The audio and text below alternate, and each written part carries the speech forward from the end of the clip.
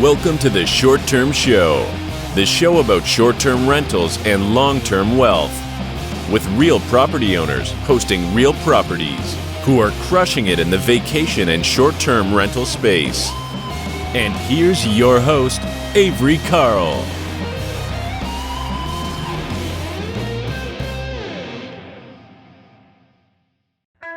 Hey guys, if you're enjoying the content of our podcast, but you have additional short-term rental questions, we host a weekly live question session that you guys can join for free. It's at 1 p.m. Eastern on Thursdays. And if you head over to strquestions.com, you can sign up. So not only am I the host of this show, but I also own and manage my own properties, and I'd be happy to answer any questions that you have about short-term rental investing. So please join us anytime for a free weekly live Q&A on Zoom. Sign up at strquestions.com. Hey guys, welcome to another episode of the Short Term Show. Today, I get to interview someone who I'm a really big fan of and that you may be aware of. If you're a real estate agent, you're aware of him for sure. Ricky Carruth. How's it going, Ricky? Good. It's good to be here. Good to see you. Yeah. Thanks so much for coming on. No, my pleasure. Yeah, so let's start off with you just telling us a little bit about yourself and your background. I know you're an investor also, and all that fun stuff. Introduce yourself. Yeah, no, I've been in real estate since I was 20 years old down here in Gulf Shores, Alabama. Got in and started selling condos on the beach. So short-term rentals was my niche. Did that for more than 20 years. And got into buying and selling. I have a lot of long-term investments. I've bought a bunch of condos, but I don't keep them. I buy them and rent them for a couple of years and sell them, and then flip that into other stuff. Like we did a commercial deal. We flipped one into a commercial deal, and I flipped another one into a bunch of new construction homes. So yeah, just was an agent forever. Was the number one agent, in my market for a long time. And then I got into coaching agents, started that route, and just love it. Yeah, travel and speak a lot, and do a lot of content and help a lot of agents. We've helped thousands of agents double and triple their volume, and it's a lot of fun to do that. And so I still dabble in real estate in terms of the listing and sales. My dad handles the day to day. I still do the marketing piece of it. I was just texting a client about listing a condo, right before I hopped on here. And outside of that, I'm focusing on building an apartment complex, breaking ground this year on that. We closed on the property last month. And so excited about that journey that we're about to go on. And I'm about to be on tour. From about February to September-ish, I normally do, 2 or 3 or even 4 cities a month. And then I kind of take off in the wintertime. So I'm just coming out of hibernation, regrouping and getting back on the road. So, I'm excited. Whenever the pandemic hit, I was pretty loud about that we were fixing to have this massive market boom, which we did, 2021. And then when that died down, when interest rates started going up, I said, hey, prices still aren't going to crash. A lot of people were talking about prices crashing. And I hadn't been completely 100% right on every little thing in terms of predicting the markets.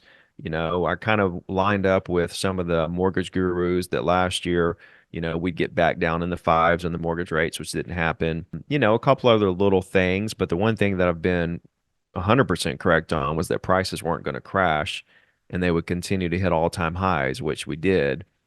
And we'll continue to do. It's not going to, go to the moon like it was. We're not going to see 20% increases. A 10% increase actually isn't that crazy, from where we are in a 12-month period. But I think we'll get back down to that, 3 to 5% a year, which is great for us to get to where we were and hold it. A lot of people say it's not great because people can't afford, these prices and everything. But, where is the problem really? Is it that prices are high, or is it because we don't have enough supply to kind of keep up with the demand?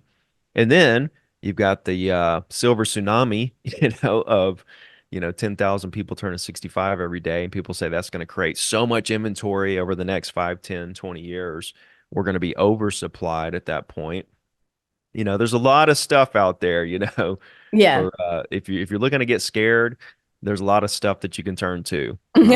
But I just don't have those fears. And look, who knows what's going to happen over the next, 20 years, 50 years, or 100 years, Mhm. with the market, with the world, whatever. But, we can look day to day now, and we can look over the next 3 to 5 years and kind of have a good idea of where we're going to be. I think the biggest thing with people is they don't really prepare for worst case scenario.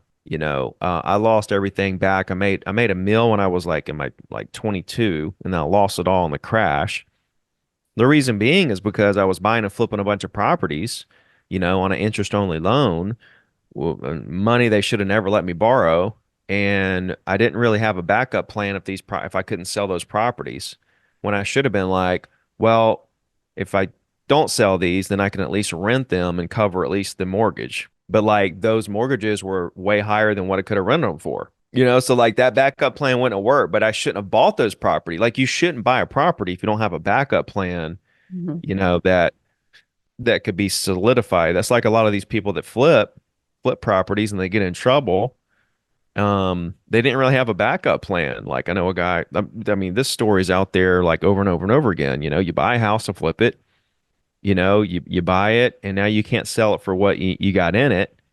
Yeah. You're like, 150,000 upside down, and you can't rent it for what your payment is. You don't buy that deal, Yeah. and sometimes Yeah. you have to buy those kind of deals to get in those situations to learn what not to do. I was in those situations. So, but yeah, no, Yeah.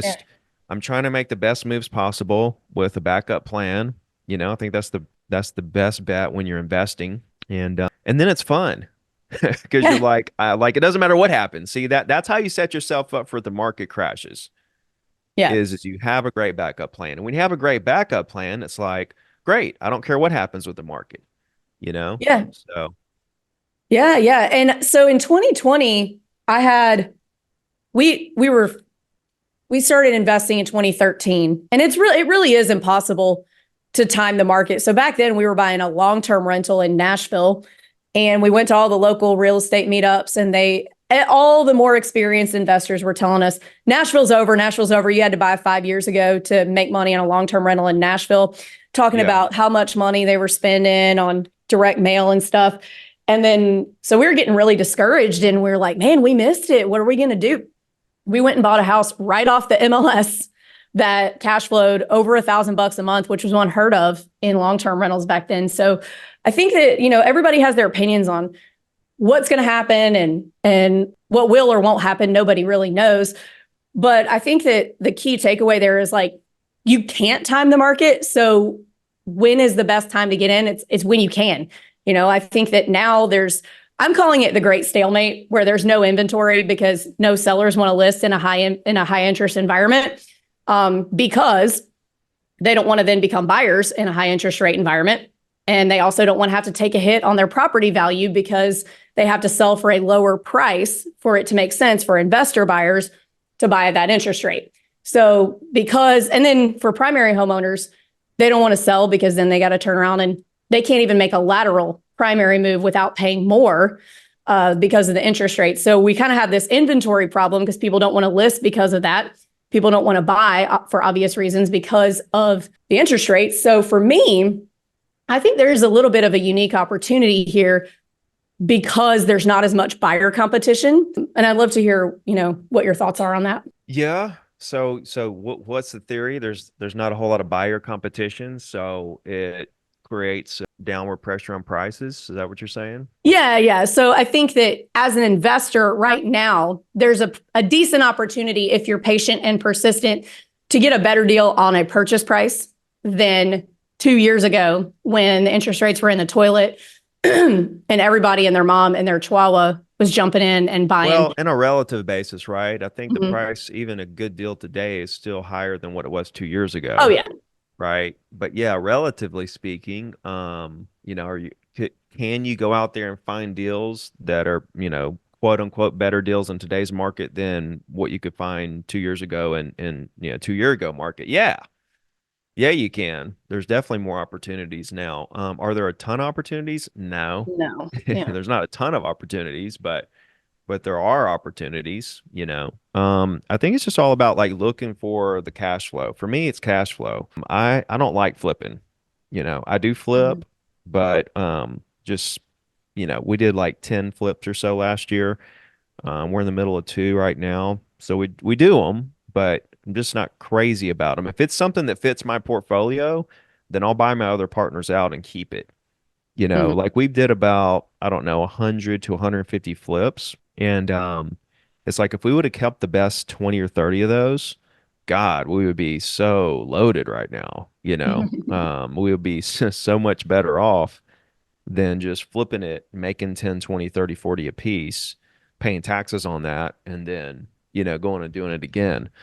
But that's where I am in my life. Like, I'm in my 40s, so I have like, 20, 30, 40, 50 years, left. Some of the guys I do flips with are a little older, so they're like, I don't want to be sitting on money. I want to turn and burn. So it's like that plays a factor too. Like, where are you in your life? Where are you in your investment journey? What's important to you? But yeah, you can find deals. You can always find a deal. You can find Yep. more now than you could 2 years ago. But there's not a whole lot. Right. So again, cash flow. So like I bought 5 brand new construction homes last year, DR Hortons. And the reason being is because they bought down the rate for me. I got like a 5 point something on an investment loan, you know. They bought that down for me. They paid 5,000 in closing costs. They, gave me incentives and, gave appliances and stuff. No maintenance for 5 years because it's brand new. The payment, the cash flow on these are so good, and I couldn't find it anywhere else. Mhm. So I'm like, oh, let me load up on these. Like I looked around, I found it, and then I loaded up. So, and I had looked for stuff, something that would cash flow for a while. Yeah. For like a couple years. I was kind of looking for things to buy, and I was picking up a little thing here and there, but nothing as good as that. So I was like, shoot, here we go, boom. And I put a lot behind it. So like you say, patience. I looked around Yeah. for like a couple years, for those kind of deals, and I'm glad I jumped on them because they're doing great. Prices have already went up in those neighborhoods, and I was really kind of like looking for an apartment complex, to be honest with you, and I couldn't find anything that made sense with the interest rates the way they went, and none of Yeah. the sellers of those places had really come down to reality yet. They have not. And so I kind of got bored waiting on something to happen there and just bought these instead. And then I was like, well, I do want an apartment complex though. Shoot, here's 3 acres in a good spot, a few miles from my house, close to the beach, building a brand new school. I'll just build an apartment complex and have automatic equity, just from the fact that we built it. So just like keeping your eyes open, looking for opportunities, not getting too antsy. I mean, when you start out, it's like go buy anything. Yeah. Just find something that makes a little bit of sense, even if you're only making like 200 a month on the cash flow or something on like a $200,000 property. It's paying the mortgage and all the expenses plus 200, 300 bucks. I mean, and you're like, well, I'm only making 200 or 300 bucks a month.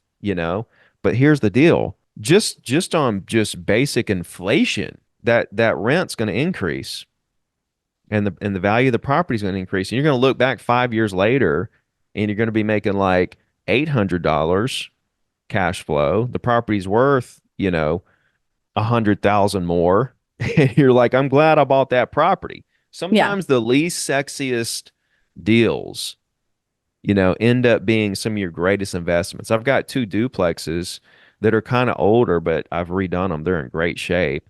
I bought them for 100,000 a piece back in 2010, and the rents were like 500 a piece. And everybody's like, "Why are you buying that?" I'm like, "I don't know. I don't know why I'm buying this. I just have a good feeling." And I bought them, and now they're paying like $1,200 a unit. They're paid down. Like the rent has paid them down. Like I only owe like 20,000 a piece on these properties now, and they went from 100. Now they're worth 3 to 400. It's like, wait a minute, this deal that nobody wanted, that was only cash flowing like a couple $100 a month, like ended up like literally I'm sitting on like $1 million worth of equity, and I'm making what, I'm making like 5 grand a month. off of those properties. Like, so these properties that nobody wanted now just made me $1 million, and I'm making currently 5,000 or so a month, off those properties. Like, that was, great move. I wish I would have bought I wish I would have bought more just like Yeah. that. So once you go through that and you actually own something for like 5 or 10 years and you see the power of kind of how it all like unfolds, yeah, it makes you it makes you perk up a second and think, all right, let me get more strategic about this. Yeah. Yeah, for sure. I love ugly properties, and I love properties. A lot of investors are like, oh, it has to be off market. No, it doesn't. I got $75,000 off a $900,000 beach house in Cape San Blas in the Forgotten Coast because the listing agent had terrible pictures. Their front picture, you could kind of see what the front of the house looked like, but it was mostly a close up of a dead tree from like the last hurricane that came through. And because they only had that, and then they had a picture of the garage where the guy's truck was on. And so the taillights were all you could see. And then one blurry picture inside the living room. It was a brand new house. I bought it in 2021. It was built in 2019, but everybody just scrolled past it because they didn't bother to go look at it. So, I mean, a good ugly house or just good ugly pictures because a listing agent didn't do their job are one of my Yeah. favorite ways to find deals. I mean, both of those duplexes were on MLS that I bought, and I bought another fourplex that was on MLS. Nobody wanted. It was 200 grand. I had to put like 100 plus into it. It was in pretty bad shape. But geez, like the rents were like seven. This was only like 3 or 4 years ago, maybe, or 5 years ago. I bought this thing, and the rents were like 500. Now they're 1250. So the building's producing 5,000 a month gross. I bought it for 200, put 100 in it, and I could have sold it for 450 like a couple years ago. I had an offer for 450 on it. But I was like, I'm not letting, I mean, like it's already like up to snuff. Like I've rebuilt everything, and the rents are only going to continue to go up. The value of it's only going to continue to go up. Why would I ever sell this thing? I mean, there comes a day and time where you're going to sell stuff, but it's 5,000 a month coming in. Yeah.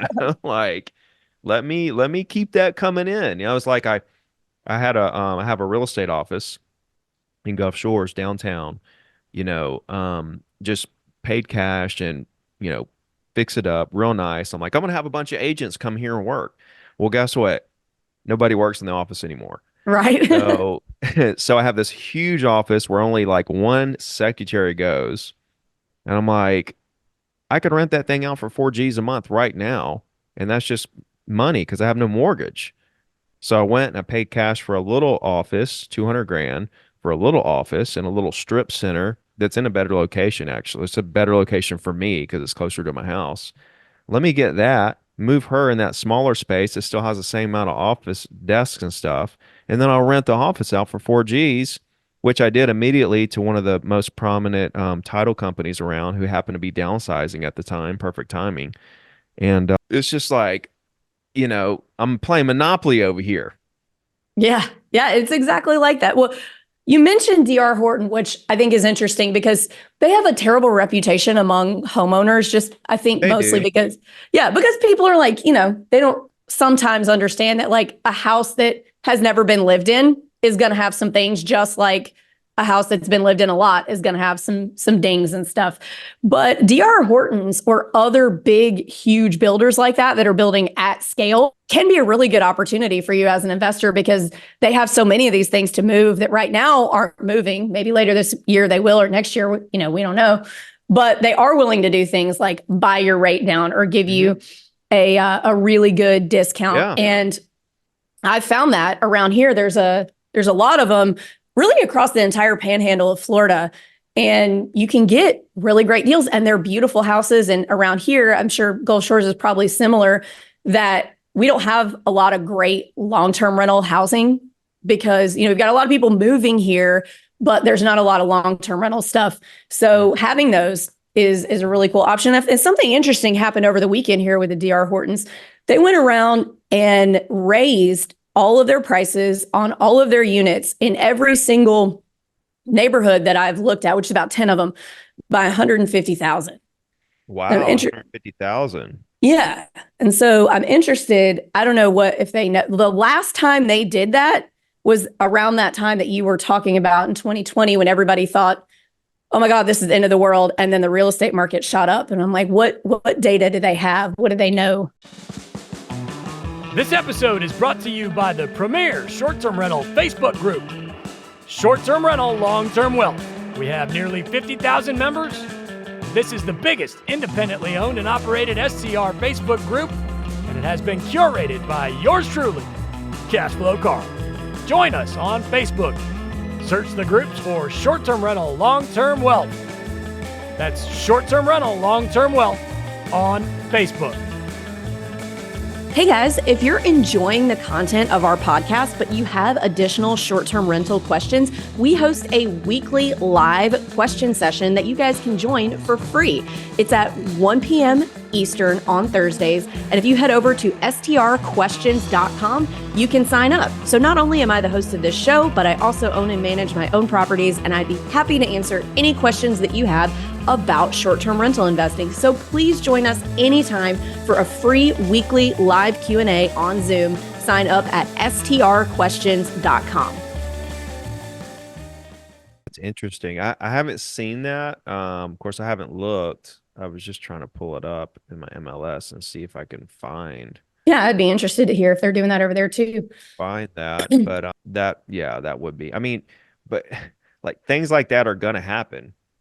It's just simple, just supply and demand. So that's why I loaded up. I bought 5 of them. They were in the 3 to 350 range. I mean, think about this. Okay, 3 to 350, 4-bedroom. Okay, 10 minutes from the beach, literally right across the street from a brand new high school they're going to build, and right across the street from a new elementary school they're going to build. They're fixing to build a new bridge over there in the coastal, go right to the beach. And that's where I bought this 3 acres to build this apartment complex too. It's literally 1 mile from where they're putting this bridge in. That's going to be like, boom, a straight shot to the beach. And right just a few miles from this new high school. But I mean, how do you get in the right place at the right time? Well, you got to get in the game. Yeah, You got to buy start some looking. stuff. It's like why do people get so lucky that they own these properties, before prices escalate? Well, because they got in there and they bought some properties at some point. I mean, you got to get in there and buy some properties, to be in position to reap the benefits of a market surge, and listen, if the market pulls back, you had your backup plan where the rent more than covered the mortgage, okay? And if the market pulls back, guess what? I'm loading up. I'm buying.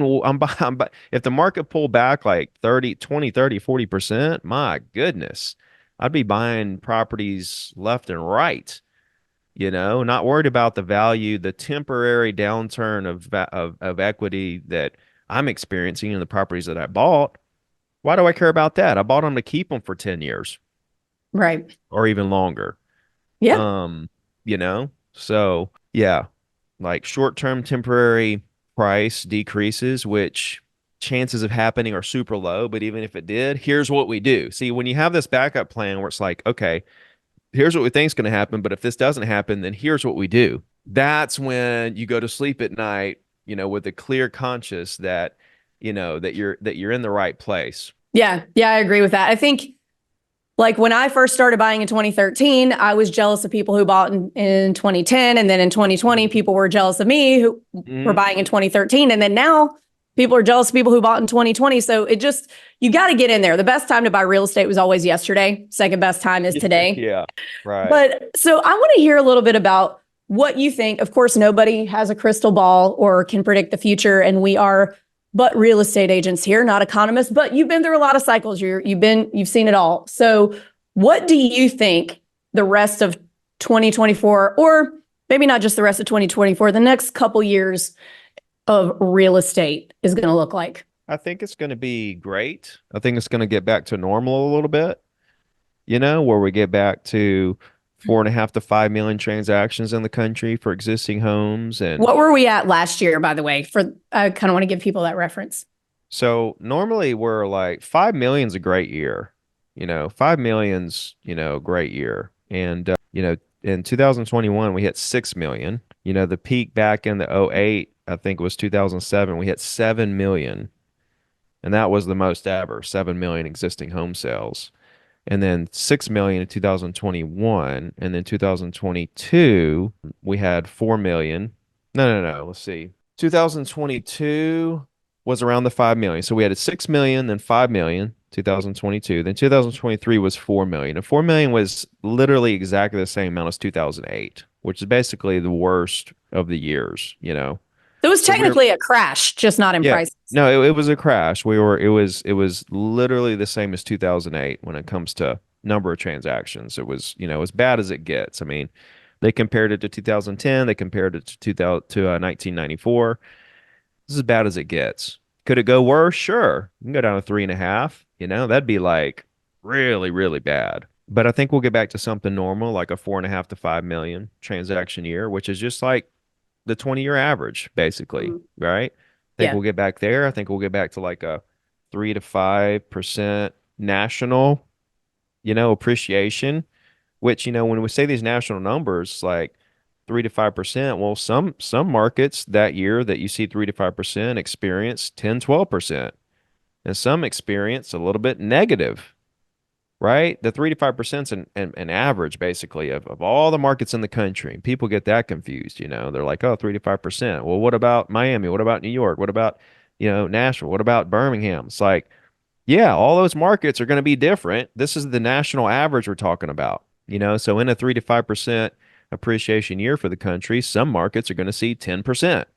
Some markets are going to probably go negative. So that's something to keep in mind, how local, you know, markets really are. But on a national basis, I think we'll get back to that 3 to 5%, you know, appreciation. Just normal, right? Normal inventory, which we got a long way to go with that. But I think we're Yeah. slowly kind of like, you know, thawing out.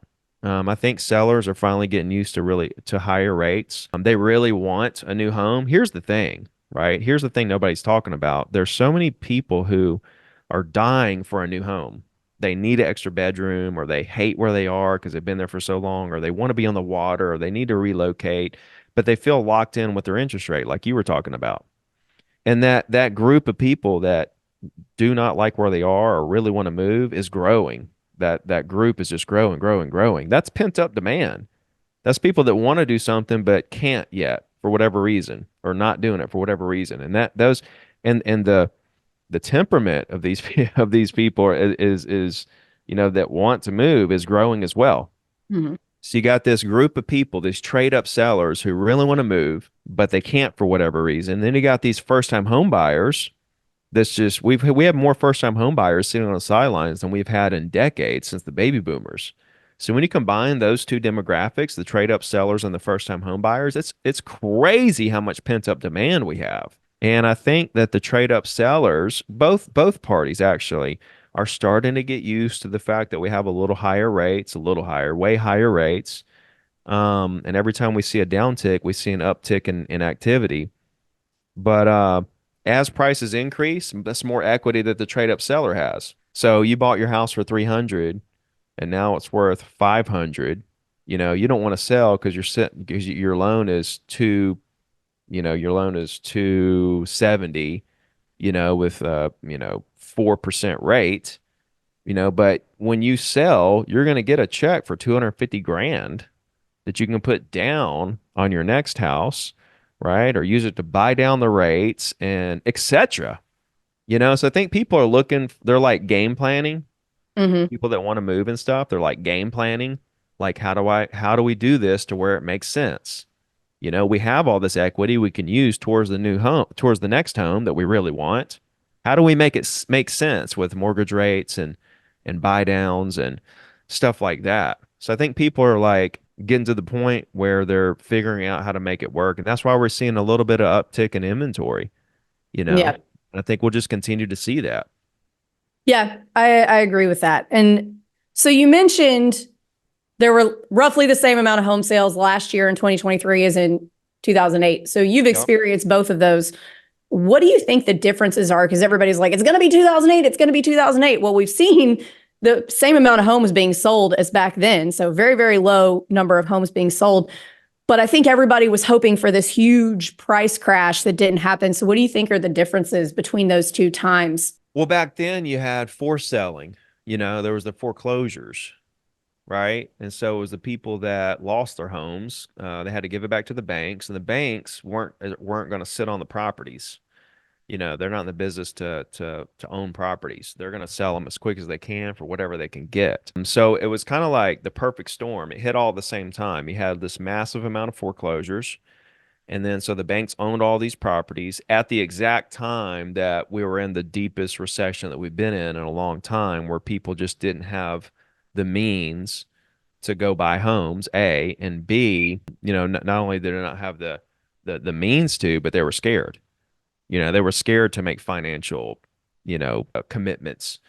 So it was a very scary time. Lehman Brothers crash, and like all this stuff was crashing and burning. The stock market was crashing. So like everybody was scared, frozen.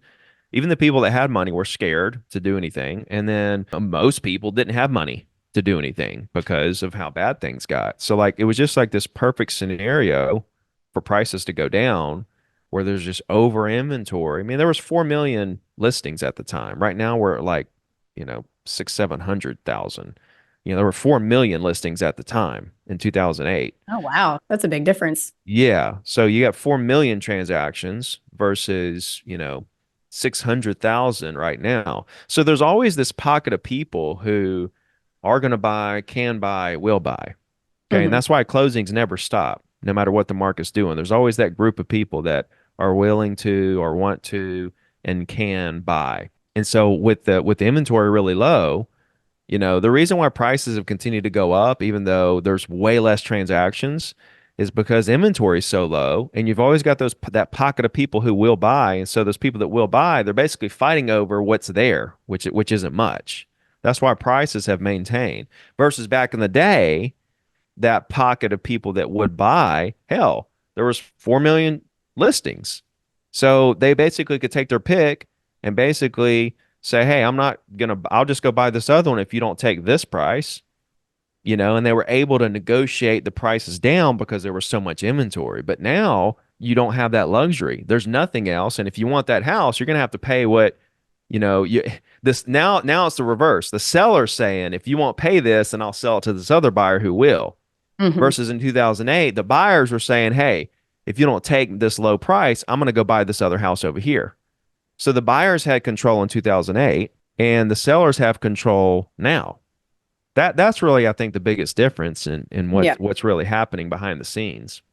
Yeah. I totally agree with that. We have this joke with our agents right now that because there is a big disconnect in what sellers want for their properties versus what our investor buyers are willing to pay at the moment because of interest rates. So it makes it difficult to pencil out.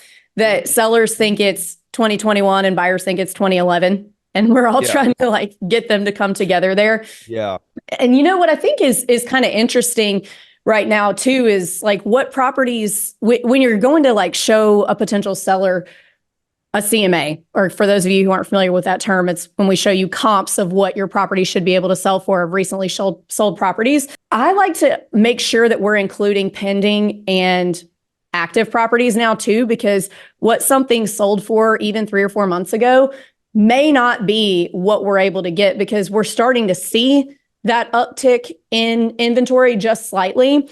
And so if you're wanting to price, $20,000 above another home in the neighborhood that's very, very similar to yours, we got to get you under that if you want it to sell now. We have to make yours look like a better deal than that. So, and I think that even like CMA sold comp prices are kind of not catching up still with where the market truly is. It hasn't quite come down. Yeah, because you got to think about that comp. It closed 2 months ago, which means it went under contract, a month or so before that. So really, the comp is really like 3 months old now. When the market has changed a whole lot in 3 months. So I mean, I always did that. I always took all the active market stuff that's happening today. Like, okay, this one's on the market for this many days at this price. This one's pending. It was priced at this. It went under contract in that. I mean, that's the only way to really comp stuff at this point, because you can almost show it too to your prospects, like this one closed 2 months ago for this, and the seller's saying, well, I like that price. Okay, but here's one priced exactly the same as that went on the market, you know, 45 days ago that's still sitting there. And I called the agent and they said it's only been shown 4 times. Priced the same amount as the one you're saying that you'd like to sell it for that closed 2 months ago. But this is how much the market has changed, Mr. Seller. 45 days ago, property just like that and just like yours went on the market for that same price that closed, and they priced it off the comp just like you did. Of course, at that point, it was 2 weeks old instead of 2 months, but it's only been shown 4 times in the last 45 days, and they haven't had any offers. So I mean that's the story. You've got to be really good at painting that picture, as an investor, as an agent, around the reality of the market today versus the market when that comp closed, 30, 60, 90 days ago. Yeah, it's definitely different. And I would say too, appraisal values are different than what the market will pay right now. I had a deal I was buying out west a while back, and it had been on the market off and on for about a year. And it was listed at 1.3, had been listed at 1.5 previously. We were able to get it for $1 million even. And we ended up not buying it for a number of reasons, mainly because we figured out it wasn't in the area we wanted to be in. And the agent was being super aggressive, like trying to hold us in the deal, making stuff up, saying, well, you're going to, and we terminated under all of our contingencies. We used the inspection, it needed a new roof, blah, blah. The agent was trying to tell us stuff to hold us in the deal. Like, well, the agents, they get the earnest money if you terminate. And I'm like, no, they don't. That's not true. So anyway, we got out of it. And it ended up selling. And a few weeks later, that agent texted us and was like, hey, just so you know, this house sold for 1.1, but it appraised for 1.4. So you guys would have had the best deal that's been done in this county in 4 or 5 years because it's worth 1.4. And I'm like, but it's not though, because it sat on the market for a year and it sold for 1.1. You can't go get 1.4 right now. So I think that's something to be wary of too, is like sometimes appraisals aren't really right where the market is either. Oh, that's 100% true. I mean, we see bad appraisals all the time, So, it's just, but you're at the mercy of them at the same time. Yes, we are. And you got to work with them. So, yeah. So I guess what would you say if somebody is on the fence, like, maybe they are thinking about trading up, maybe they want, they've got a couple little properties, they want to consolidate into one big one. In terms of the market right now, what would be your advice on when you think would be the best time to list? I don't know. I mean, it just depends on your situation, why you're looking to sell, let's say we're a want to seller, not a have to seller. If you're a want to seller, it's almost like you never list it. Right. You just never list it. You just keep, you keep waiting until you go from a want to seller to a have to really want to. Or it's time, or I'm going to no matter what. I mean, if you just want to, then kind of whatever. Yeah. You got to get to a point where you really want to, where you're like, okay, I'm going to sell it, and this is what I'm going to do with the money. That's where you got to kind of be, I mean, that's the thing too, when you sell an investment property, is what are we going to do with the money? That's part of the problem why a lot of these people don't sell, because they don't really know what they're going to do with their money. So they're like, why am I going to move that money from there? Where am I going to move it to that makes sense? Where I can save on taxes and I can be in a better investment and stuff like that. So yeah, I mean, but outside of that, it doesn't matter. Yeah. Once you get to the point where you're going to sell and you know why you're selling and where you're going to put the money, then that's when you list it and you figure out what the best strategy is to get the best price. But we're sitting here talking about, there's better deals right now. People are being a little more negotiable and stuff like that. That doesn't matter because we're still in a quote unquote seller's market. Yep. Although, you may be able to, buyers can maybe, find a little, like we said, yeah, you can get better deals than you got 2 years ago, but still there's hardly any still at that. I mean, the fact that like you could go find one means something. Sellers are still in control for the most part, especially looking historically as far as like how many months of inventory you have. We're still, in that, seller's market category. when you look at the overall market. Mm-hmm. And of Yeah. course, we're coming through like the winter, where things are a little slower. Let's see what it looks like in the spring. Let's see what it looks like over the next 30 days and kind of see what direction we go in terms of that seasonal cycle that we normally go through and kind of see where we stand. Like we could do this podcast in 45 days and have a completely different conversation, based on what could happen, over the next 45, 60 days. So, at this point in the year, because we're basically filming this February 1st, at this point in the year, where you're right on the brink of that normal seasonal upswing of pendings and closings and activity and buyers, it's almost like if you're talking to me on February 1st, sure, let's wait 30 days and kind of see what happens, what transpires, you know, and then kind of create a game plan over what we feel like the rest of the year does based on that spring activity. But if you're just asking me in generally, like, we're in June, July, November, whatever, list it. Let me list it, man. Yeah. You me to come by or, take a look at that thing, see what we could sell it for, make you a nice deal. All right. So we're coming to the end of the podcast. So is there anything else that we haven't touched on in terms of like where we are in the real estate cycle that you think we should touch on? I think we're in the beginning stages of the next like 10-year run. A lot of people disagree with that. They feel like there's got to be a crash, a price correction before that can actually happen. That's not the case. If you look back through history, that's not the case always with recessions and, interest rates hikes and stuff like that. I mean, it happened in 2008 where we had this massive price crash. But again, that was forced selling from tons of foreclosures from bad loans. That's just not happening. So I don't think we're going to have, listen, we did have a price correction. It was just so temporary. It was like from March 2022 to December 2022. Okay. We saw this kind of a little bit harder downtrend than the normal seasonal downtrend of prices.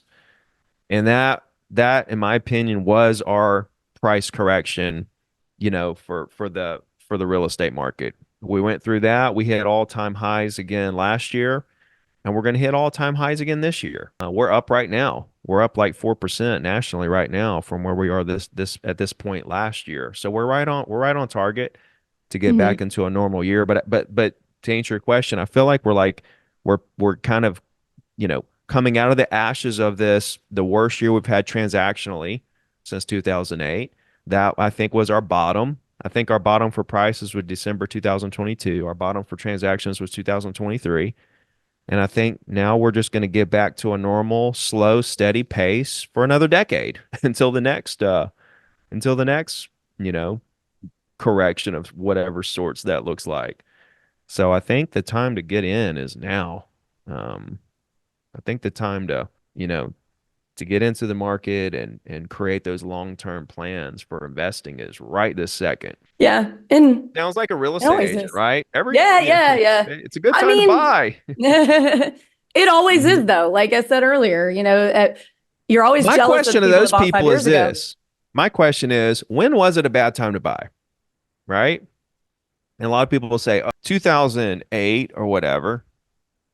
2007 or 2005 or whatever. I'm like, okay, yeah, if you were going to sell it in 2008, 9, 10, 11, 12, but like it took a while, but real estate prices got back up to the peak and then kept going, So sure. I mean, if you didn't have a backup plan back then, that's why I say just have a backup plan. You don't have to, you can buy anytime you want as long as like you've got your contingency plan in order. Yeah. Yeah. If you're planning to be a buy and hold investor and you make sure that your numbers work and that they're not just slightly working, but working well so that you can take a potential hit, if rents go down or if there's a recession or anything like that. Just, basic being a good real estate. I bought those 5 brand new construction D.R. Horton homes, literally the peak of prices last year. I put them under contract like June-ish.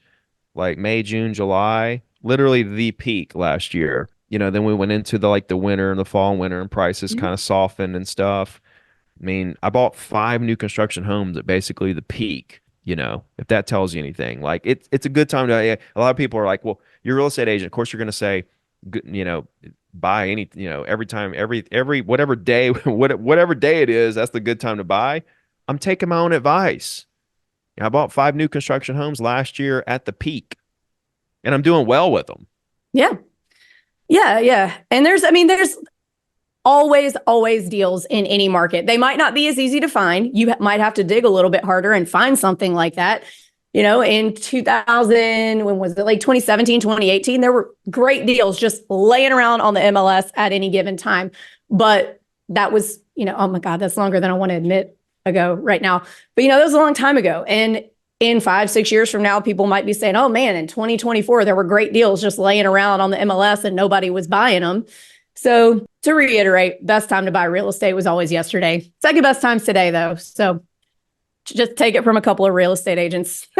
Go buy some houses. Ricky, thank you so much for coming on. If our listeners want to follow your YouTube, Instagram, all that, where can they find you? Yeah, just look up Ricky Carruth on any of the platforms, and go to zerotodiamond.com to join my community. We got 10,000 agents there, investors, agents, off-market deals, referrals, listing challenges, scripts, email templates, business planning, the whole 9 yards. All right. Well, Ricky, thank you so much again for taking time out of your day to come on. I am a huge fan, and we'll catch you later. Thank you.